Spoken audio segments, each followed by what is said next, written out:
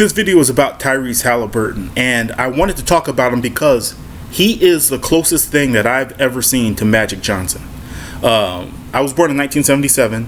I remember watching the Lakers in '82. I remember watching Norm Nixon. Anyway, Magic is my favorite player. And in my 48 years on this earth, I have never seen a player that came close to being Magic Johnson as Tyrese Haliburton is. That dude touches so many parts of the game. It's ridiculous. The whole freaking game flows through him. In a sense, even the Knicks game flowed through this guy. Look, he knows what to do, when to do it, and he has a feel for the game that is, like I said, I've only seen Magic with that kind of feel for the game. Right? I mean, as a point guard, he controls the tempo of the Pacers. And in a sense, he controls the tempo of New York, too. That dude understands. He gets it. Right? So, I'm going to just go over a scenario real quick. If Magic Johnson had won 6 titles, right? And he'd also gone to the finals more times than Jordan, people would say Magic still is not as good because Magic doesn't have as many finals MVPs, right? But that is so stupid, right? Because think about it. If you have a player like James Worthy, and James Worthy is just hot. For a 7-game series, James Worthy is just kicking ass hot. What, you're going to stop feeding him? Because you need the MVPs, the final MVPs to match Jordan? That's just so stupid. Makes no sense. That's what Tyrese Haliburton reminds me of. First game, right? Game 1 against New York. 14 points, 11 assists, and 8 rebounds. He shot 31.3% total field goal percentage, 30% from 3, 50% from the free throw line. You cannot watch that game and tell me that that's what it felt like he did in game 1. That dude was game 1.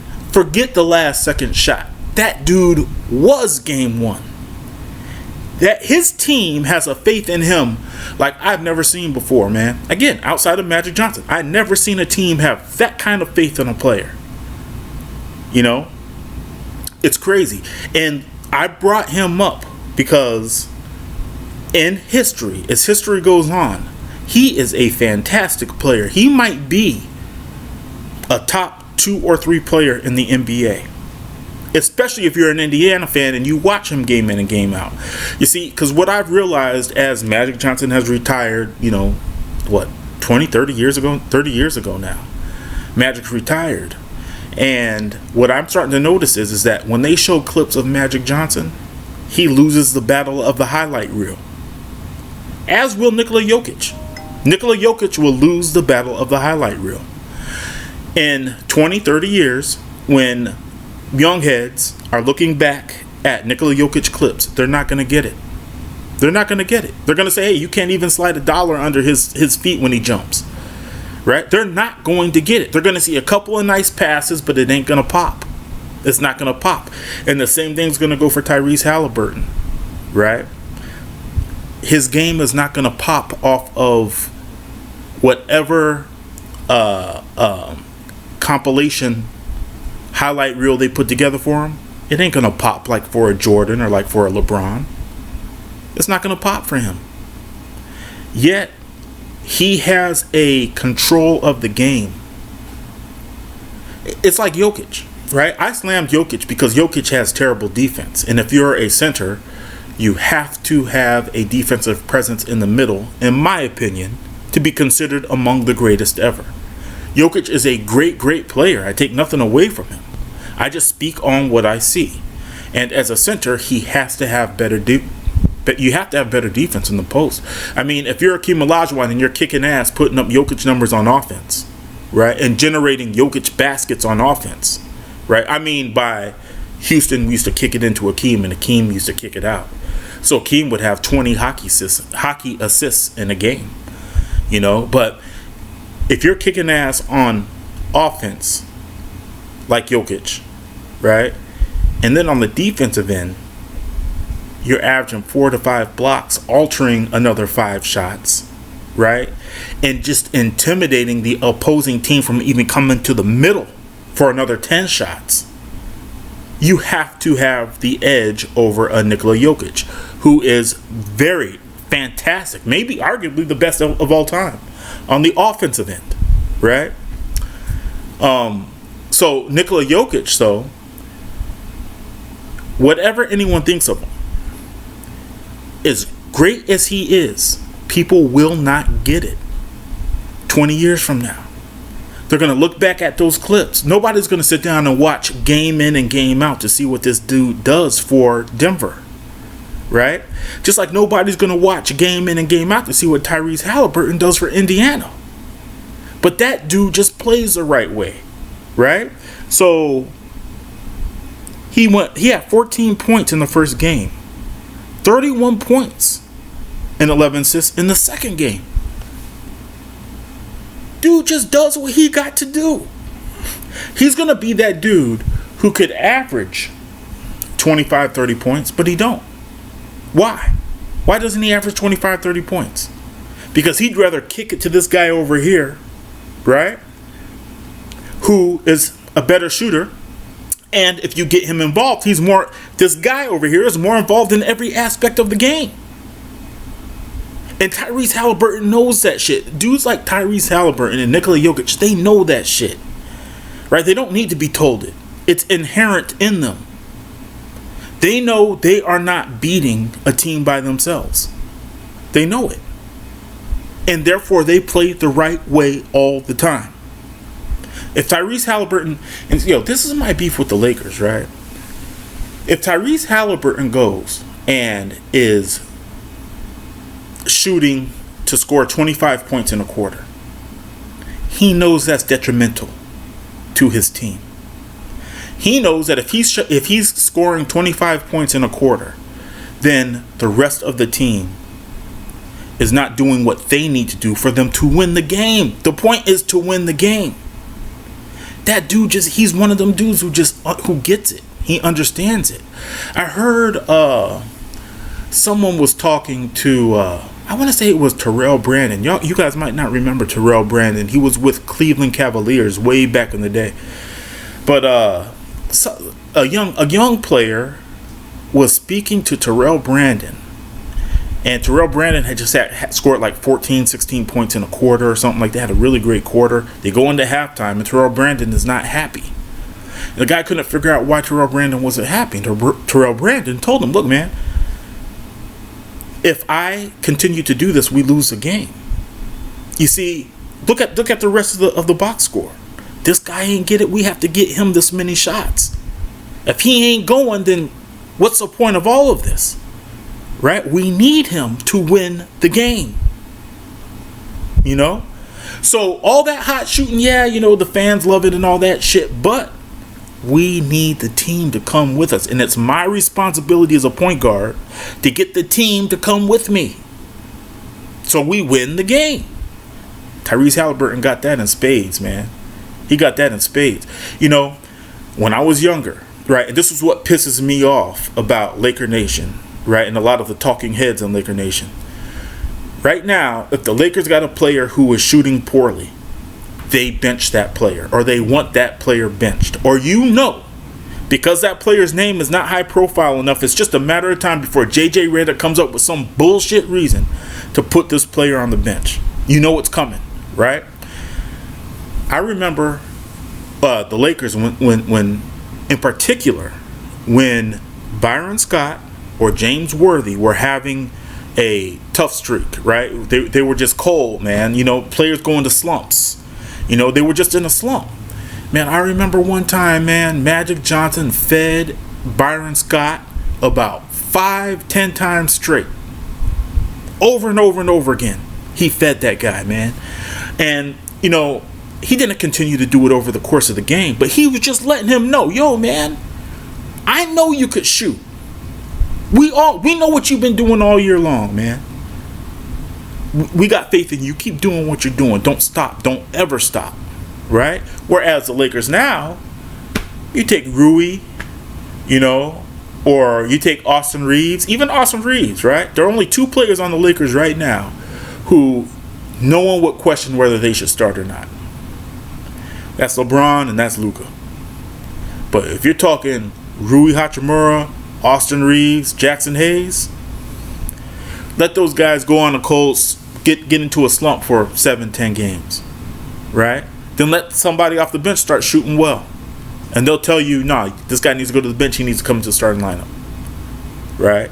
And it's just, if you're thinking long term, if you're thinking about what the goal is, and the goal is a title, then you're going to move the way Magic moves. You're going to move the way Tyrese Haliburton moves. Tyrese Haliburton will always hit the right guy at the right time, in the right place, and give him the ball right where he likes it. That dude, he just got a gift, man. He got a gift, and his game is I just think it's fantastic, man. I can't wait to watch a dude play tonight. Even when he plays bad, like in the first game, I told you, dude had 14 points and 11 assists or some shit, right? On 30% shooting. Don't get me wrong, man. Those numbers need to be placed into context. I get it, right? But no one could tell me the dude played a bad game. That's how just all-encompassing this dude's game is.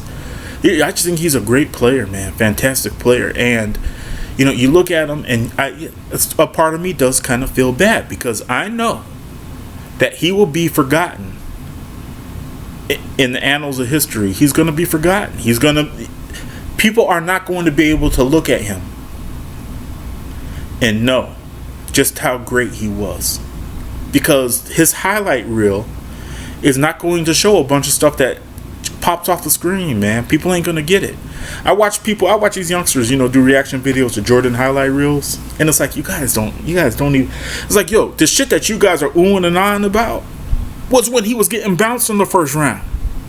That's the shit you guys are oohing and ahhing. Ooh. He got bounced in the first round. The Jordan that was the great Jordan. Shit, man, that was later on, man. Don't get me wrong. Jordan was always great. I ain't tripping. Jordan was always great. I'm just saying, Tyrese Haliburton, man. Just props to him, man. And props to, I just love his game. I love his game. And I feel a little bit bad because Nikola Jokic also.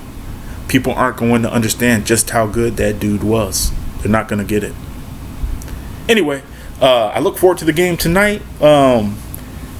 Yeah, shit. You have to predict that Indiana wins. You got to predict they win both games. And then you got to predict. You got to start to think that New York's going to get swept. But I'll put it like this: if New York wins, I love New York. Those cats play hard all the effing time. They do not take a day off. If they could win today, and of course they can win. Let me stop talking like a TV personality. If they win today, they increase their chances of winning game 4. If they don't win today, you got to suspect it's going to be a sweep, man.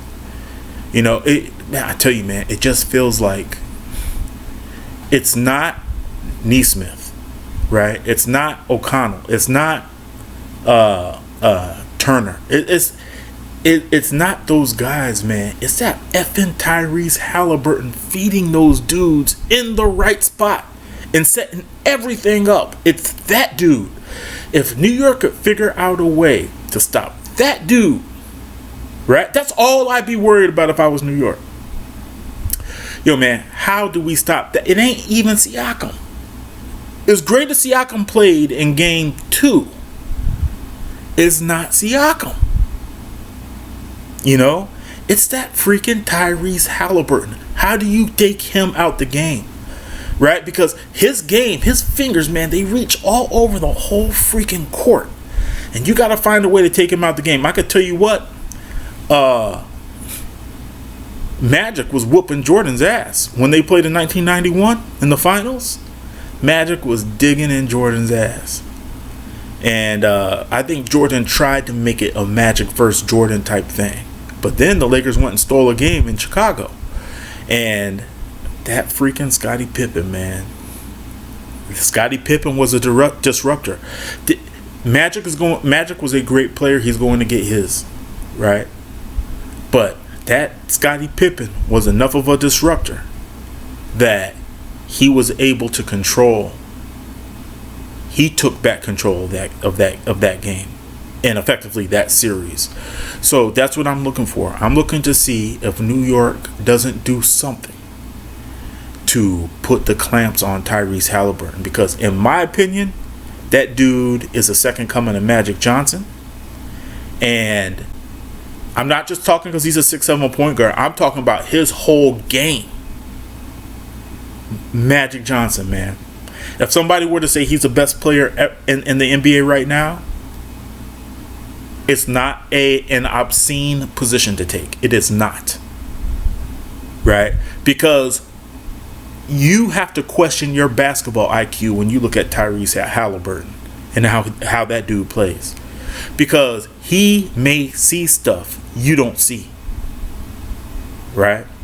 And to have that kind of imprint on a game. Jordan did not have that kind of imprint on a game. Clyde Drexler didn't. Karl Malone didn't. The only player I've seen with that kind of imprint on a game is Magic Johnson. That's it. And Scottie Pippen took out Magic. And that's how I would, if I was New York, that's how I'm looking at Indiana. Yo, get somebody on this dude. Right? Who's our best? Stick with him, disrupt this game, man. Do what you can, disrupt this game. That's what I do. Anyway, please like and subscribe, and look forward to the game tonight. Peace out.